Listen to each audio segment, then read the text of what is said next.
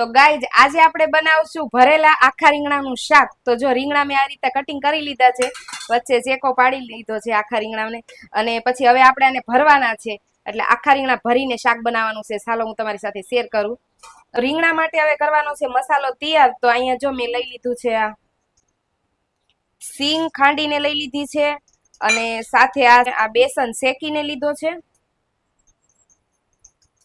અને પછી આપણે આદુ લસણ ને મરચા એ બધું ખાંડી લીધું છે. તો એ બધું આમાં નાખી દેવાનું છે, જેટલું તીખું ખાતા હોય એટલું. એની અંદર નાખશું મીઠું સ્વાદ અનુસાર. પછી આપણે નાખશું મરચું. આમાં ઓલરેડી લીલા મરચા છે એટલે થોડુંક જ લાલ મરચું નાખશું.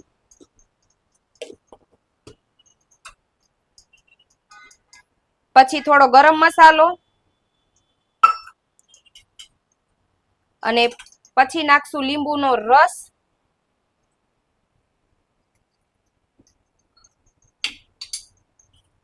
અને નાખશું ધાણા ઉપરથી. આપણે મસાલો બાઇન્ડ કરવા માટે આપણે નાખશું તેલ, કે મસાલો એક હરખો થઈ જાય. પાણી નથી નાખવાનું આપણે. તો આ રીતે પછી હવે આપણે મિક્સ કરી લેશું મસ્ત એવું.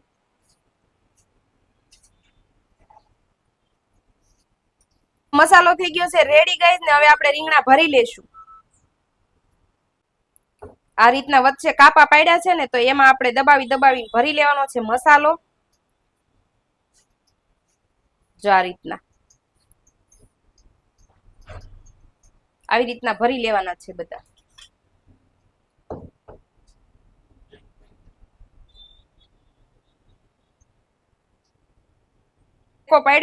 શેકો પાડ્યો હોય ને એટલે ભરવામાં આપણને આસાની પડે. પછી આ દબાવી દેવાના, મસાલો બધો રેડી થઈ જાય. જો તો આ રીતના રીંગણા ભરી લીધા છે, અને જો આ મસાલો વધ્યો છે ને એ નાખી દેવાનો છે આપણે શાકમાં. તો ચાલો આપણે આ રીંગણા ભરી લીધા જો મસ્ત એવા. તો ગાઈઝ અહીંયા છે ને કુકર મેકી દીધું છે, ને હવે આપણે એની અંદર નાખશું તેલ. તેલ નાખી દીધું. તેલ ગરમ થાય ને એટલે વઘાર કરી લઈએ. તેલ ગરમ થઈ ગયું એટલે રાઈ જીરું નાખી દેવાનું છે. રાઈ ને જીરું ફૂટી જાય ને પછી આપણે નાખશું હિંગ. આમાં નાખી થોડી હિંગ, અને પછી આ ટમેટું કટ કરી લીધું છે એક નાનું, તો ટમેટું નાખી દેશું આપણે. રાઈ ફૂટી જાય ને પછી. તો આપણી રાઈ ફૂટી ગઈ છે. તો હવે એની અંદર નાખશું ટમેટું. ટમેટાને થોડી વાર ગળવા દેવાનું છે. ગળી જાય ને પછી આપણે રીંગણા એડ કરશું. હવે આની અંદર હળદર ને એવું બધું નાખી દેશું. આમાં નાખીશું હળદર, કેમ કે મસાલામાં નથી નાખી, અને થોડું એવું મીઠું, ને પછી મિક્સ કરી લેશું. લીલા મરચા નાખ્યા છે એટલે છે ને થોડુંક એવું ચટણી નાખવાની છે. તો આપણે આટલી ચટણી નાખશું. તીખું જેટલું ખાતા હોય ને એટલું નાખવાનું.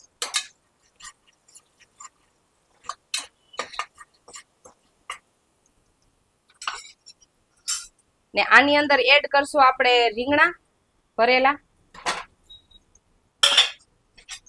એમને પણ થોડી વાર એવા તેલમાં શેકી લેવાના છે, મસાલો સરખી રીતે થઈ જાય ને એ માટે.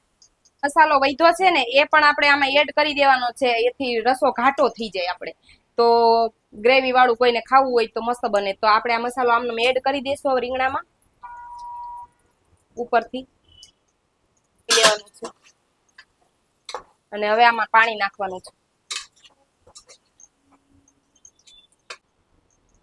હવે આની અંદર આપણે પાણી નાખી દઈશું અડધો ગ્લાસ.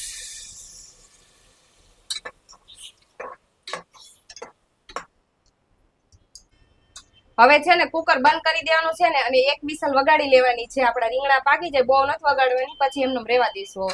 તો આપણે બંધ કરી લઈશું કુકર, અને એક જ વિસલ વગાડવાની છે, નકર પાછા બહુ બફાઈ જાય, મસાલો નીકળી જાય બહાર. તો આપણે બહુ નથી વગાડવાની. વાગે ને ત્યાં આપણે બધું સમેટી લેવું. આ બધું પાથરું ને એ બધું સમેટી લઈ, ત્યાં વિસલ વાગી જાય. પછી મળીએ ગાઈસ વિસલ વાગીને પછી. તો ગાઈસ અમારું શાક સડીને રેડી થઈ ગયું, ને ઉપરથી નાખશું ધાણા આપણે. તો તમે પણ એકવાર ટ્રાય કરજો, મસ્ત બનશે. તો રીંગણાનું શાક ગાઈઝ રેડી થઈ ગયું છે અને રોટલી આરે